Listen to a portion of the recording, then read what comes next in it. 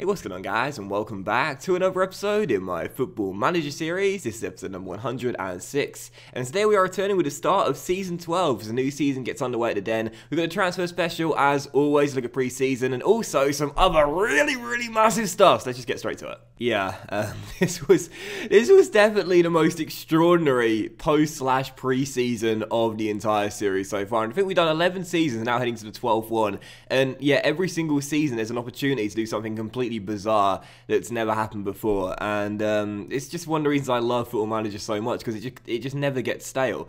So anyway, yeah, let's just get down to the transfer special first then, and we'll deal with this bit in a bit, and we'll start off with the departures as we always do. And as you can see by the names on this list, you're going to be thinking, no, really? Well, maybe that's a good one, but you know, it was an incredible window. Now, we started off with two sales that you already knew about. Freddie Woodman, of course, leaving after I think it was 9 years at the Den, barely played in the past 5 years. He's gone to Sheffield United and joined up at Bramwell Lane for 750 grand. And of course, Menji, the El Salvador winger that was part of our promotion-winning squad, he was also let go to Wolfsburg for 40 million pounds. Didn't want to see him go, but he was going to leave on a free transfer, so to get 40 million for him is a pretty decent deal. But then there was 3 big sales that happened in the window as well. And I mean, you look at them there, and they're big names as well. We start off with Geronimo Rulli, the goalkeeper that I signed on 140 grand a week, and he was definitely the worst signing of the series. Just a total white elephant, not worth the money. I really thought he was going to be a bargain for us at 24 million pounds. Terrible, absolutely terrible. Lost his place to Petkovic, didn't get it back. He was awful, so I'm glad he's gone. And every time, I had him on a transfer list after about 8-10 months. Every single time someone put a bid in for him, they kept on asking for us to pay a percentage of his wages, and as I always say, I'll never do that. But Everton put in a low ball offer, but they said they'd pay his entire contract, so that to me was a good deal. He went for 6.75 million, and at 36 years old, due to turn 37 during the season, that's alright. That's not terrible. At least we get something, as opposed to losing on a free transfer come the end of the season. Also, Koulibaly left the club as well. Mamadou Koulibaly, part of the side in our first year in the Premier League, was consistent in our first 11 in the first 3 years, then gradually got phased out. Last couple of years spent the second half of the season out on loan, first at Bournemouth, then at Real Sociedad, I believe. Now he's gone to Shakhtar Donetsk in Ukraine permanently for 12 million pounds.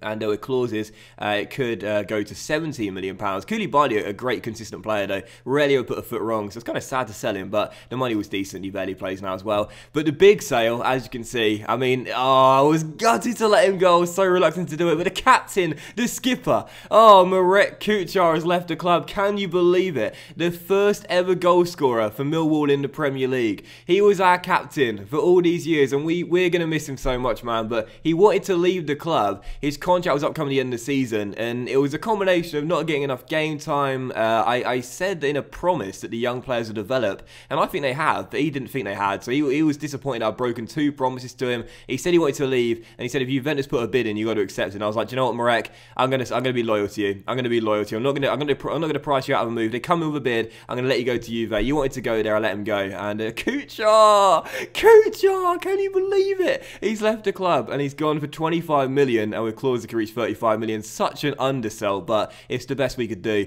But I didn't want to stand in the way of his move to Juventus. We owe him that. We owe Marek Kuchar that. So he's gone to Juve, and the skipper has gone. So some big sales there, and some big signings as well. Let's move on to the signings now and show you who's come in. And actually, there's only 2 signings to show you. That's all we did in the window, and you'll be pleasantly surprised with the deals as well, because it was a window which was productive and efficient, and it was really dramatic, yet there wasn't actually that many outgoings and incomings. It was just really dramatic, all the moves. But Eduardo Fernandez is the first of 2 signings I'll show you. This is a goalkeeper who's going to come in and replace Rulli as our backup goalkeeper and play understudy for Petkovic, despite the fact he's only 1 year younger. But Fernandez is also Argentine like Rulli, but 13 years younger, and he's got some really good stats as well. Just 23 years old. He's valued at 27.5 mil. We bought him in for a measly 9.5 mil. That was his release clause at Racing Club in Argentina. He's not been capped for the country yet, although he has won 16 under 20 caps for Argentina, but he's got some really good stats. The trio I always look for in a goalkeeper, the most important stats are one-on-ones, reflexes, and positioning being the most crucial one. And he's got 15 for positioning, 15 for one-on-ones, and 16 for reflexes as well, but also some good goalkeeping stats elsewhere as well, such as handling is 15, throwing 16, so good distribution with 14 kicking as well, not too bad there, and physically he's alright with 16 agility as well. Mentally, I love the 20 determination as well. I think that's so great on a new gen/regen. They come out with 20 determination. And he looks really good. He's only 6 foot, so not the tallest goalkeeper, but as a backup for Rooley, he's on a much lower salary at just 57 grand a week. And I personally think he'll prove to be better than Rooley, despite the fact, again, he's 13 years younger. And yeah, his valuation shot up already from 9.5 mil to 27.5 mil. So yeah, Fernandes in, our new backup goalkeeper. And yeah, a decent little bargain there to replace Rooley. And of course a much lower salary, so you must be sitting there thinking, oh, thank goodness, he's learned his lesson. Don't put players on ridiculous contracts that don't deserve them. And then you're going to see this signing where I've totally gone against that. The first signing of the window I picked up, and it was looking like it'll be the only signing of the window I picked up, but it's the biggest signing of the series so far. It's a new club record transfer fee. It's a new club record for a contract as well. If you saw on Twitter, I did post a little screenshot. You know that I was going to make a big signing this window, and this is the guy. Welcome to Millwall Football Club.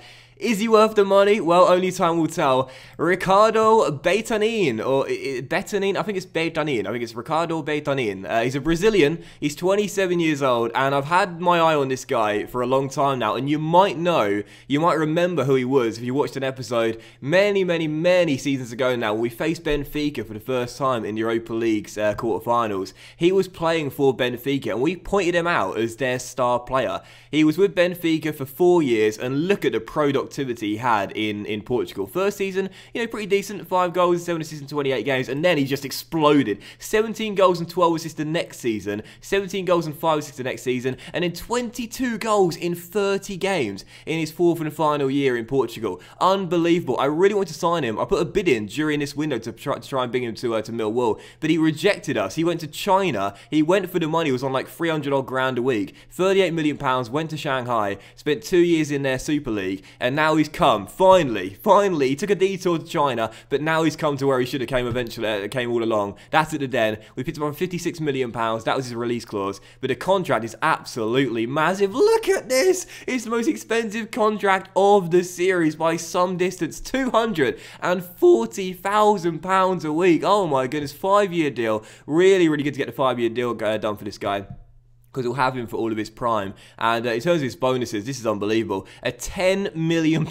loyalty bonus, appearance fee 70 grand, goal bonus 75 grand, team of the year and top goal scorer bonus 300 and 500 grand respectively. If we win the Premier League, hopefully, touch wood, eventually we will, 400 grand, win the FA Cup 150 grand. He's also getting 10% of a yearly wage rise, so every single year we'll be upping his contract by 24 grand a week extra. He's got seasonal landmark goal bonuses that could reach 750 grand if he hits 25 in a single season. Oh my goodness, and of course the match higher Sterner clause as well. That's what we had to do to bring him in, and this one player contributes almost 10% of our total wage bill. It's unbelievable. This guy is getting paid, as Ted would say in Scrubs. Girlfriend's going to get paid. He is unbelievable, man. He's got some incredible stats, and this is why I really want to pick him up, man. He is going to be such an amazing player for our team. If we do operate in a 4-2-3-1, play in the advanced playmaker role where O'Reilly would play, or if we play him at striker, in the absence of Marek Kuchar, has now gone to Juventus as our 3rd/2nd choice striker, lining up alongside Julian Benker as a support striker. He'll have some incredible stats to partner Mr. Julian Benker. So he looks really good in the attacking midfield role. That's the best role for him, of course. He's got 18 first touch, 17 passing, 70 technique as well, 13 long shots even. And mentally, he's got some great stats in key areas for the advanced playmaker role, such as 17 composure, 15 decisions, 14 flair, not too bad either, 15 teamwork, and 17 vision, so he's got a really good eye for picking out a nice pass.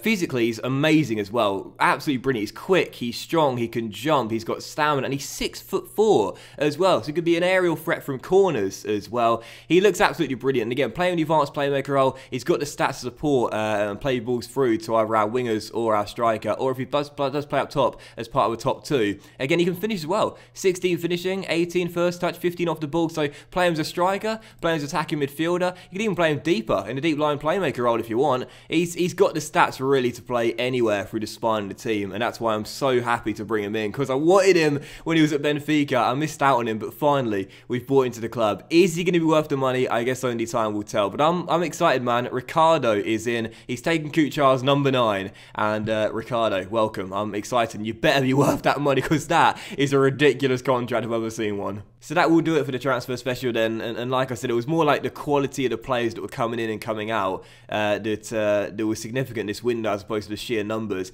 as opposed to previous windows where there's been so many departures and so many signings to go through. This year it was all about the quality of the players that we were either letting go or bringing in, and some big names leaving, some big names coming in, and well, one big name coming in, and a really great young prospect as well. It was an exciting window there. It was so dramatic, and it took so long to get through, because I was trying to get the best value for my deals, and I think I did alright. I think I did okay. I mean, I'm gutted about the Mrek sale. That was a really bad sale. I didn't want to see him go, but I didn't want to stand in his way. I decided to be loyal to the old to the club captain there. So there you go then. That's the transfer window done with. That's what happened, and now we'll move on to this in the top left. As you can see, I'm England manager now, guys. I've taken over as charge of my nation. Basically, after the Euros, Tim Sherwood was let go, because I'll show you what happened in the European Championships. England were knocked out in the round of 16, there we are, and it was eventually won by Germany to beat Holland in the final by a goal to nil. Paolo almost won the World Cup and the Euros in the space of 2 years. That would have been incredible.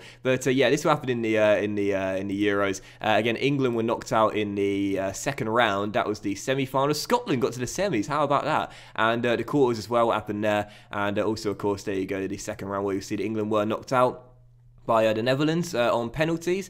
So not much changes, although of course they did beat Colombia this year in the World Cup. But anyway, so England knocked out by Holland in penalties in the second round, and they haven't actually gone far in a national tournament in quite some time now. So they let go of Tim Sherwood. There was interest for me. They offered me the job, and I couldn't turn it down. I couldn't turn it down. So England gave me the job, and I've taken over as manager. Now, I haven't actually managed a national team in FM in a very long time. In fact, I'll go as far as saying the last time I managed a national team was in FM 11, I think it was. It's been many, many years since I've had a national job. And funnily enough, I think that was actually England, funnily enough. So I'm managing the country, and this is just going to be a little side story. Don't expect this sort of stuff to take up much of the series. In fact, you'll only see England stuff in the national competitions. So the next time you'll see us using England, that'll be in 2 years' time at the World Cup, if we get there in 2030, or if there's a crucial qualifier, I might play that in a special episode as well. But I'll take an England job. I just thought it'd be a fun little side story, and you get a nice little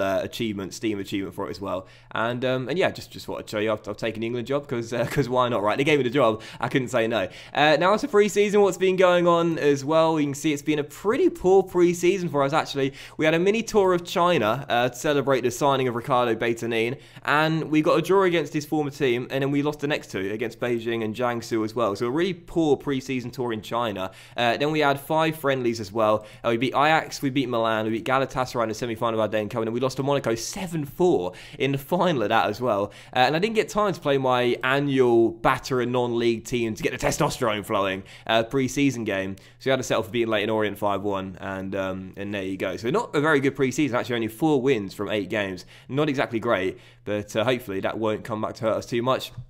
And as you can see, we haven't found out our Champions League group stage opponents yet. That'll happen off camera. I'll show you the draw regardless. And yeah, there's some key fixtures this season in like really crucial stage of the season where we've got like a cluster of like big teams to face. Like right here, for example, 4 games or 5 games there as well. We've got the Champions League group stage, Chelsea, Arsenal, United, 3 home games there as well. Those are going to be really, really big. That's going to be a nice little patch there at the Den. Can we hold off the big teams? It's going to be a really interesting season. And our final game is at home to Burnley on the final day of the season as well. So that's pre-season. As the T report as well, right now as you can see, we've lacked quality depth in goal.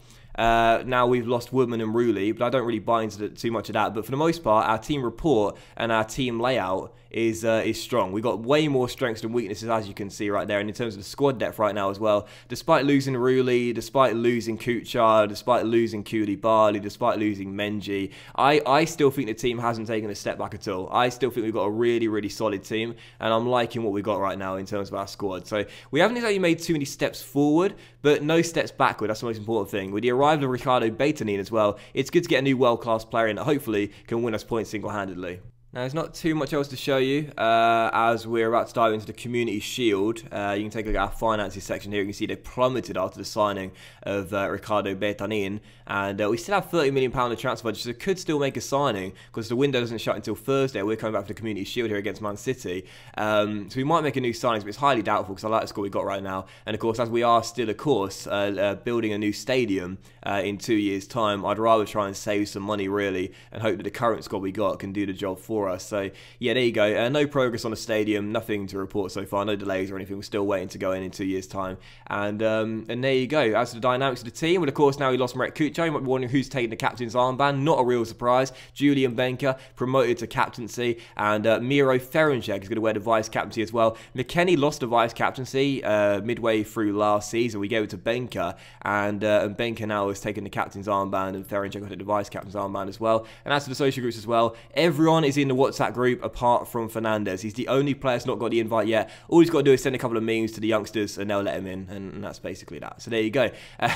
Right, so there you go then. That's the look at the hierarchy right now. And again, after losing some influential players like Menji, like Koulibaly, like Marek Kuchar as well, you can see our top three now, Webster, Benker and Timon. It's going to be interesting this season, see if these guys can lead this young Millwall team to further success. I guess we'll have to wait and see. Anyway, let's dive into the first game of today's episode then. It is indeed Manchester City in the only game of today's episode, the Community Shield. The first time we've had a Community Shield in the series after winning the FA Cup final last year. And also, as some of you guys did point out in the last episode, I got it wrong. In the last episode, I said we had a 100% record in finals. Of course, we didn't. We lost to Manchester United in the Carabao Cup final in the first final we ever had, of course, many years ago now. So my mistake, I was wrong. You guys are right. We did have a 100% record in finals, but we have had a 100% record since then.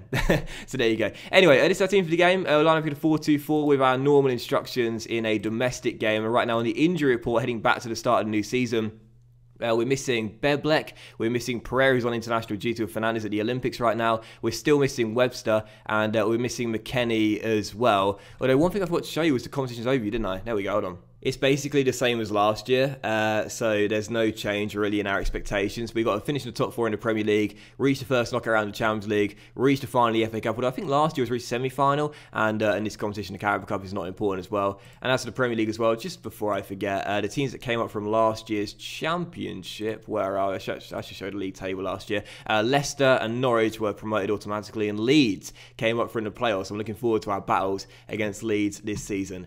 So, there you go. So yeah, let's dive into the first game of today's episode, and let's get to it. So that's our instructions, and it's our line. We've got Pekovic in goal, about for retirement, Allsop, Ferencek and Ranieri, with Dobby and Powell as CMs. Luiz on left wing, and Bertanin is going to start on the right-hand side in this game. He's not suited to playing out on the wing, but we're missing Webster, and I want to start him in the Community Shield as well. So he's playing out of position. Remember that if he has a shocker, he's playing out of position, and up till we've got Benker and Kabaki leading the line for us together. On the bench, Marlon David, a 16-year-old academy goalkeeper, because Fernandez is away of Argentina at the Olympics. Vacek, Pingu, Marcel Ox-O'Reilly, O'Connell, and John Reliable Black as well. So our first game without club captain Marek Kuchar. It's Man City in the Community Shield. Let's get a win and start with silverware. Come on, you Lions.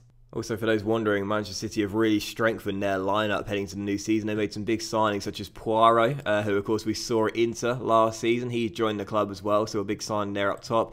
They brought in Lee Rose. This is a dual nationality right winger that could have elected to play for England, decides to choose Belgium instead. He's got some incredible stats as well. So he was also signed to the club this season. So they're basically the rich get richer. You know, they're the best team in England, and they've strengthened their team even further heading into the new year. You know, we signed Ricardo Bertanin, and I was thinking, oh yeah, now we're going to be showing City we can compete for the title, and then they just signed those two players like it was nothing. So anyway, our game's getting underway here at Wembley, Community Shield. Come on, you Lions, let's get the win and start off strong.